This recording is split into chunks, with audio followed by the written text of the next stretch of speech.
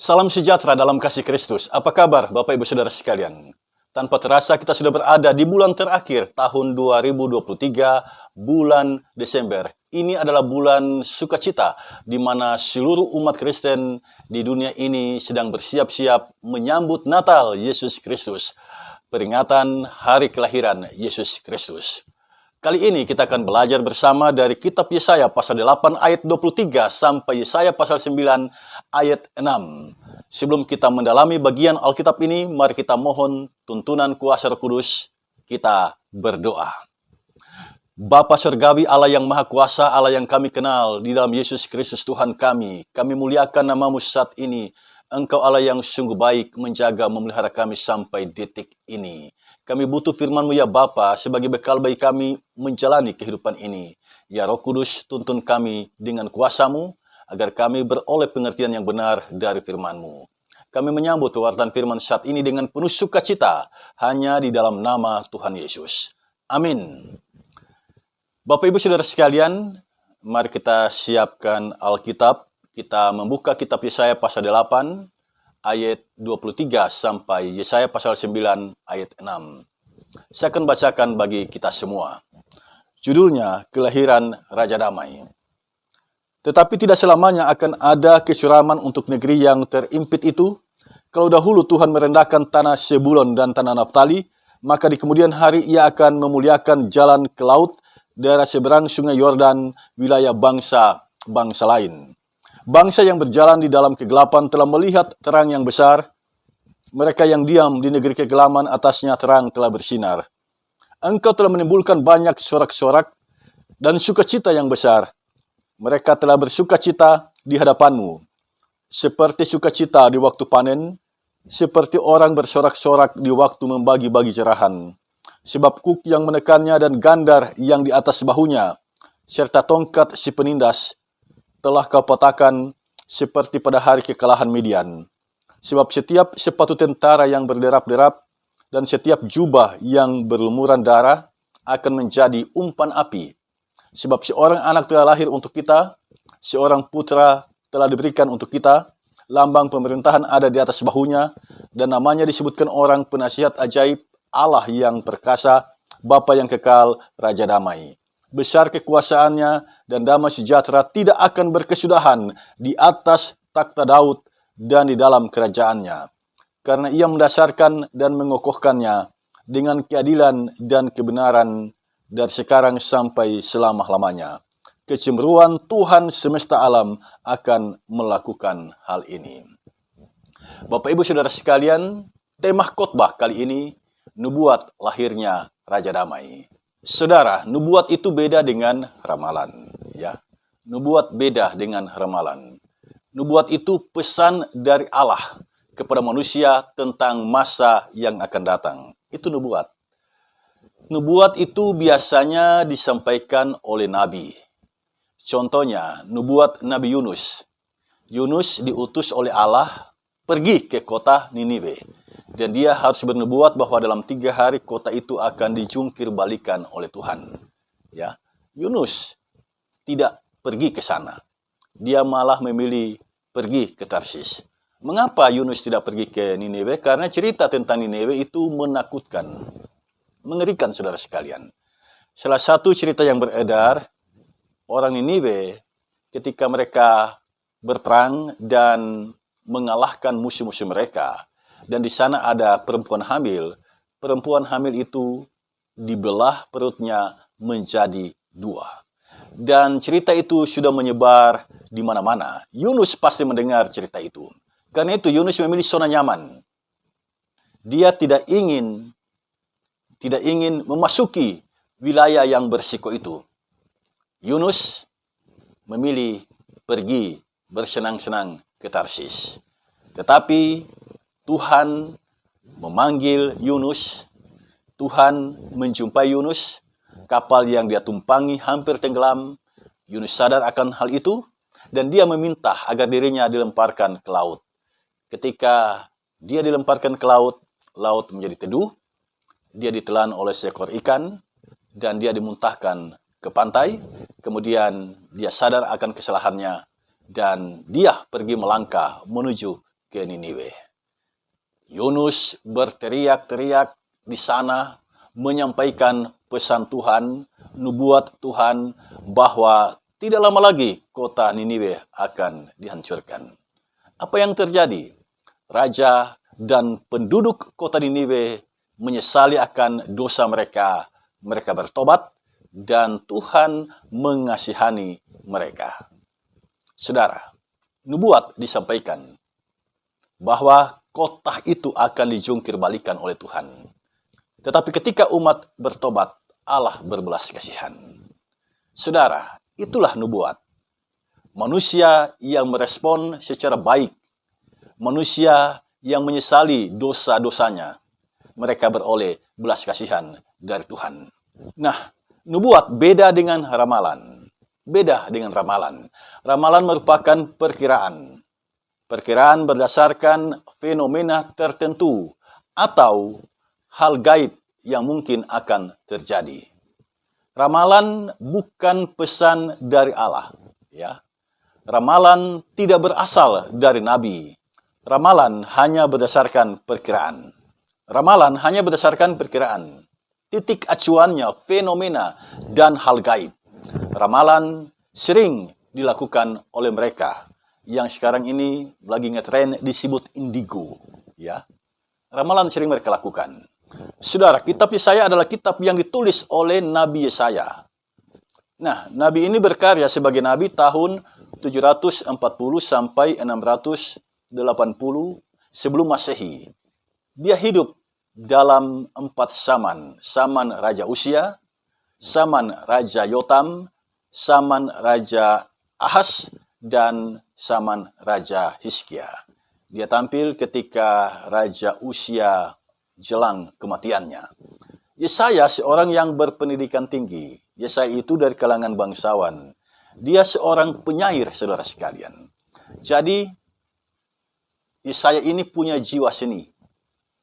Yesaya dari kalangan bangsawan. Kalau zaman sekarang itu disebut orang yang berdarah biru. Nah, dalam bacaan kita saat ini, Yesaya menubuatkan kehadiran Raja Damai. Mengapa berita ini disampaikan? Itu yang menjadi pertanyaan kita. Bagaimana keadaan umat kala itu? Itu yang harus kita gali melalui kesempatan ini. Saudara, saya mau katakan, jelang perayaan Natal, bacaan ini selalu diperhadapkan dengan kita. Nubuat tentang Raja Damai. Sekarang mari kita telusuri mengapa berita ini muncul. Saudara, kala itu kerajaan Israel Utara sedang terancam oleh invasi kerajaan Asyur. Yesaya menubuatkan keruntuhan kerajaan Israel Utara. Dan itu terjadi tahun 722 sebelum Masehi. Saudara, bukankah ini adalah umat Allah? Bukankah mereka menyembah Tuhan? Lalu mengapa mereka dihancurkan oleh tentara Asyur? Ini menjadi catatan penting bagi kita. Saya akan buka rahasianya bagi kita. Orang Israel di kerajaan Israel Utara, ketika berhadapan dengan Asyur, mereka mengandalkan kekuatannya. Mereka tidak mengandalkan kuasa Tuhan. Yesaya telah berulang kali mengingatkan mereka agar mengandalkan kuasa Tuhan dan jangan mengandalkan kekuatan manusia. Tetapi umat Allah memilih mengandalkan kekuatannya, mengandalkan kekuatan manusia, dan mereka bangga dengan itu. Mereka sombong dengan itu. Mereka memandang mereka kuat hanya dengan kekuatannya sendiri. Karena itu, Tuhan tidak berkenan. Tuhan menghancurkan kerajaan Israel Utara karena kesombongan mereka. Apapun kerajaanmu akan dihancurkan jika engkau menjalani kehidupan dalam kesombongan. Allah benci dengan kesombongan. Dalam kitab Amsal berkali-kali Tuhan menyampaikan, tinggi hati mendahului kehancuran. Jika tabiat tinggi hati atau kesombongan itu ada dalam diri kita, mari kita bertobat. Kita merendahkan diri di hadapan Tuhan.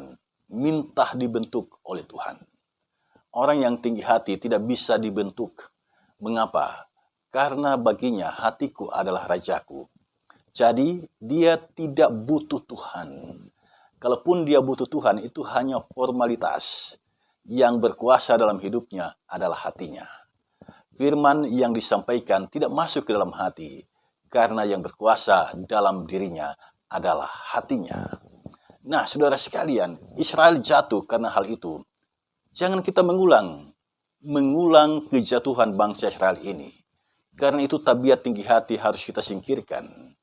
Sikap memandang rendah orang lain, menganggap diri hebat, menganggap diri penting, sehingga tidak butuh orang lain. Itu harus kita singkirkan, sebab tabiat yang semacam itu akan menjatuhkan kita.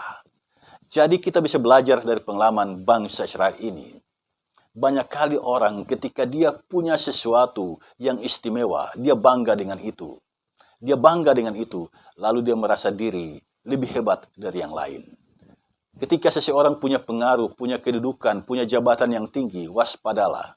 Godaan kesombongan itu ada di sana. Dan ketika kita menjalani kehidupan dalam kesombongan, muara akhir jalan hidup kita adalah kehancuran. Kerajaan Israel Utara dihancurkan oleh Tuhan karena kesombongannya. Dan penduduknya diangkut sebagai tawanan ke Asyur. Yesaya menubuatkan tentang kehancuran itu. Dalam bacaan kita, Yesaya 8 ayat 23, nubuat Yesaya jelas menunjuk pada kejatuhan dua negeri, yaitu negeri Zebulon dan Naftali. Ini merupakan salah satu suku di Israel yang mendiami kawasan utara dari kerajaan Israel Utara. Nah, daerah Zebulon pada zaman Yesus meliputi Nazaret dan Kana. Sedangkan Naftali meliputi Tiberias, Magdala, Kapernaum, Betsaida, Korasim. Ya, ini daerah sekitar Danau Galilea. Nah, pada zaman Yesaya, dua negeri ini dinubuatkan oleh Nabi Yesaya. Dinubuatkan oleh Nabi Yesaya mengalami kesuraman, terimpit, tertindih. Itu dinubuatkan oleh Nabi Yesaya. Tapi di kemudian hari, dua negeri ini dimuliakan. Kita tahu bersama, kampung halaman Yesus adalah Nazaret. Nazaret itu ada di tanah Zebulon. Kita tahu bersama, Yesus memanggil murid-muridnya dari Betsaida, dari Kapernaum. Semuanya berada di tanah Naftali. Jadi saudara sekalian, apa yang dinubuatkan oleh Nabi Yesaya itu telah menjadi kenyataan. Pesan Tuhan menjadi kenyataan bahwa tanah Zebulon dan tanah Naftali akan dimuliakan oleh Tuhan. Jadi ketika kita membaca kitab Perjanjian Baru di mana Yesus besar di tanah Nazaret dan dia memanggil murid-muridnya di daerah di sekitar Danau Galilea, itu menunjukkan kepada kita apa yang dinubuatkan oleh Nabi Yesaya menjadi kenyataan. Nah, Yesaya bernubuat bahwa suatu hari kelak dua negeri ini akan dimuliakan. Nah, bagaimana caranya? Saya mencatat dua hal penting di sini. Yang pertama, Allah mengangkat beban mereka. Itu yang pertama. Nabi Yesaya bernubuat tentang sukacita yang dialami oleh dua negeri ini. Perhatikan ayat 1 sampai ayat yang keempat. Sukacita itu digambarkan, ya. Mengapa? Sebab kuk, gandar, dan tongkat si penindas telah dipatahkan oleh Allah. Ya, kuk, gandar, tongkat si penindas dipatahkan oleh Allah. Apa artinya itu? Kuk, gandar, tongkat merupakan simbol penindasan. Jadi jika dua negeri ini ditindas oleh bangsa Asyur, suatu hari kelak penindasan itu akan berakhir. Semuanya itu dinubuatkan oleh Nabi, dipatahkan oleh Allah, penindasan itu. Ini cara Allah memuliakan tanah Zebulon dan Naftali. Dan nubuat ini menjadi kenyataan ketika tentara Babel menghancurkan tentara Asyur. Cara Allah yang pertama memuliakan tanah Zebulon dan Naftali adalah menyingkirkan tongkat si penindas, menyingkirkan kuk gandar yang menekan mereka. Tentara Asyur yang berkuasa dihancurkan oleh tentara Babel. Hal yang kedua, cara Allah yang kedua adalah memberikan seorang putra. Saya membaca putra ini unik. Saya harap kita memperhatikan ayat 5 dan 6. Unik saudara sekalian. Karena putra ini memiliki 4 sebutan. Yang pertama, penasihat ajaib. Yang kedua, Allah yang perkasa. Yang ketiga, Bapa yang kekal. Yang keempat, Raja Damai. Satu pribadi, 4 sebutan. Di dunia ini tidak ada manusia yang mendapatkan sebutan sebanyak ini dengan sebutan yang unik. Perhatikan sebutan yang pertama, penasihat ajaib. Ini menunjuk pada hikmat yang dimiliki oleh anak ini. Dengan hikmat dia memberitakan Injil, dengan hikmat dia mengajar, dengan hikmat dia berkhotbah. Sebutan kedua, Allah yang perkasa. Nah, Allah yang perkasa menunjuk pada kekuatan yang dimilikinya. Kekuatannya dahsyat, kekuatannya hebat, kekuatannya luar biasa. Adakah di muka bumi ini manusia mendapat sebutan Allah yang perkasa?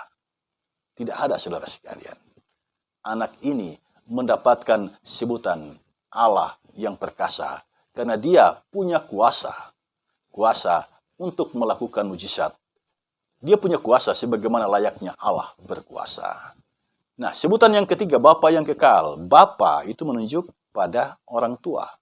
Jadi, kalau dia disebut Bapa yang kekal, itu berarti dia ibarat orang tua yang mengasihi anak-anaknya. Ibarat seorang bapa yang mengasihi anak-anaknya. Sebutan yang keempat, Raja Damai. Raja yang memberikan rasa aman, ketenangan, dan memulihkan hubungan yang rusak antar manusia. Itu pengertian Raja Damai. Saudara, orang Yahudi mencari tahu siapa yang dinubuatkan. Siapa sebenarnya yang dimaksudkan oleh Nabi Yesaya. Pada akhirnya mereka menemukan bahwa yang Yesaya maksudkan di sini adalah Yesus Kristus. Nah, apa dasarnya? Kalau kita mengatakan Yesus Kristus adalah pribadi yang dinubuatkan oleh Nabi Yesaya. Pertama, tanah Sebulon dan Naftali yang dinubuatkan oleh Nabi Yesaya beroleh kemuliaan. Yesus tumbuh, besar, bergaul, bermain, bekerja di tanah Sebulon, tepatnya di Nazaret. Kemudian Yesus memanggil murid-muridnya di tanah Naftali, tepatnya di Kapernaum dan Betsaida. Yang kedua, putra yang Yesaya nubuatkan dengan 4 sebutan itu terpenuhi. Terpenuhi dalam diri Yesus. Dia memiliki hikmat yang membuat para cerdik cendekia di bait Allah terkagum-kagum di usianya yang ke-12 tahun. Dia membuat banyak orang terpukau ketika dia dijebak dengan pertanyaan, apakah boleh kita membayar pajak kepada kaisar atau tidak? Yesus dengan hikmatnya dapat meloloskan diri dari jebakan ini. Dia Allah yang perkasa. Artinya dia membuat banyak mujizat dan orang menyaksikan itu. Ya, orang yang sakit disembuhkan, orang yang berdosa diampuni. Tidak ada manusia yang punya kuasa untuk mengampuni dosa. Yesus punya kuasa itu. Orang yang mati dia bangkitkan. Masih ingat kisah Lazarus? Yesus membangkitkan Lazarus. Jadi Yesus punya kuasa kebangkitan. Manusia bisa kehilangan nafas dan dia mati. Yesus punya kuasa untuk mengembalikan nafas itu. Yesus punya kuasa membangkitkan orang yang mati. Yesus punya kuasa untuk mengampuni dosa manusia. Jadi sebutan Allah yang perkasa itu adalah sebutan yang sangat tepat dikenakan pada Yesus. Nah, dia adalah Bapa yang kekal, ya. Dia Bapa yang kekal. Dia mengasihi kita. Karena itu dia mengajarkan tentang kasih dan dia meminta murid-muridnya hidup dalam kasih itu agar dunia mengenal bahwa mereka adalah murid-muridnya. Kemudian dialah Raja Damai yang menenangkan para muridnya dengan kebangkitannya dan kematian dan kenaikan dirinya ke surga. Pada awalnya para murid dibuat resah, gelisah, dan meninggalkan kota Yerusalem. Mereka kembali sebagai nelayan di Danau Galilea. Yesus datang kepada mereka, menenangkan hati mereka, sehingga mereka beroleh kedamaian dan kembali ke kota Yerusalem, lalu menunggu janji dituangkannya Roh Kudus. Dan ketika Roh Kudus itu benar-benar dituangkan ke atas mereka, mereka dihinggapi oleh Roh Kudus. Mereka punya kuasa berkhotbah, menyampaikan berita Injil, Dan luar biasa saudara sekalian, ketika Petrus sekali dia berkhotbah, 3.000 orang bertobat.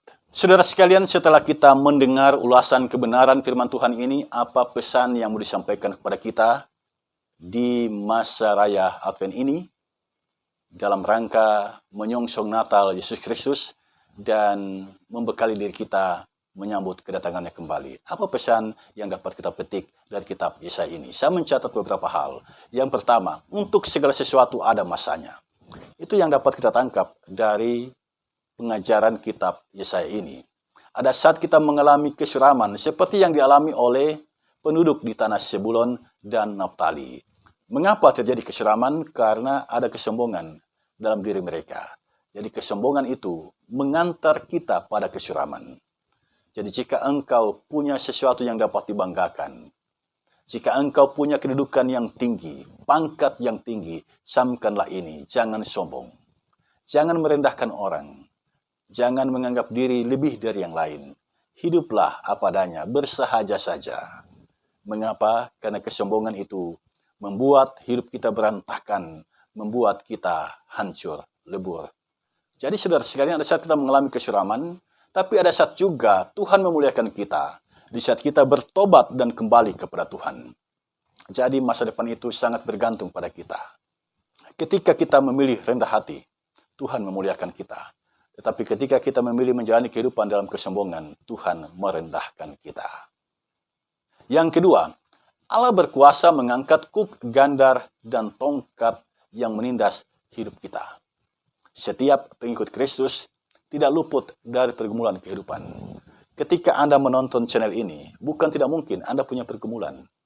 Itulah kuk, gandar, dan tongkat si penindas. Artinya Anda tertindas dengan pergumulan yang saat ini sedang engkau alami. Pergumulan itu ada macam bentuknya.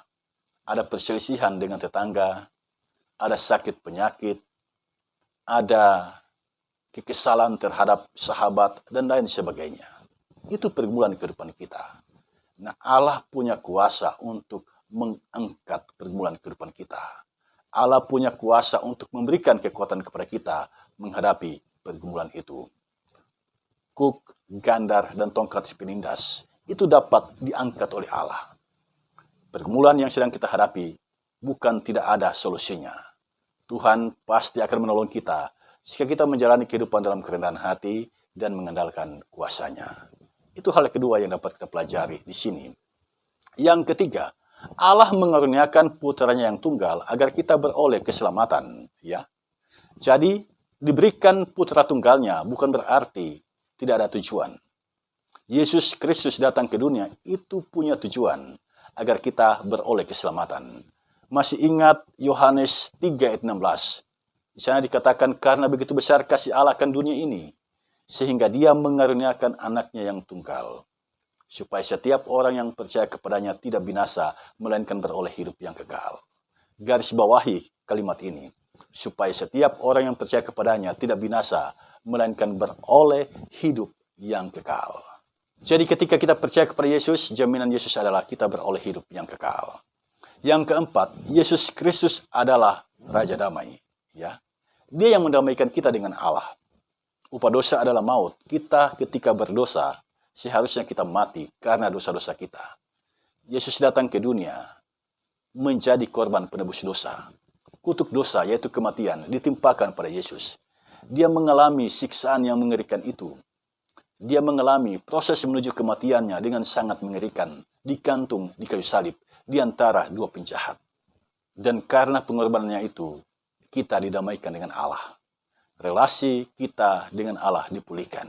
Karena Kristus telah mendamaikan kita, maka Allah memanggil kita untuk menjadi pembawa damai sejahtera.